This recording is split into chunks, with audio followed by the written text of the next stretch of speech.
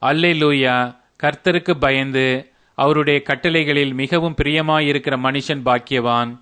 அவன் சந்ததி பூமியில் பலத்திருக்கும். செம்மையானவர்களின் வம்சம் ஆசீர்வதிக்கப்படும். ஆஸ்தியும் ஐஸ்வர்யமும் அவன் வீட்டில் இருக்கும். அவனுடைய நீதி என்றைக்கும் நிற்கும். செம்மையானவர்களுக்கு இருளிலே வெளிச்சம் உதிக்கும். அவன் இரக்கமும் மன உருக்கமும் நீதியும் உள்ளவன். இறங்கி கடன் கொடுத்து தன் காரியங்களை நியாயமானபடி நடப்பிக்கிற மனுஷன் பாக்கியவான். அவன் என்றென்றைக்கும் அசைக்கப்படாதிருப்பான்.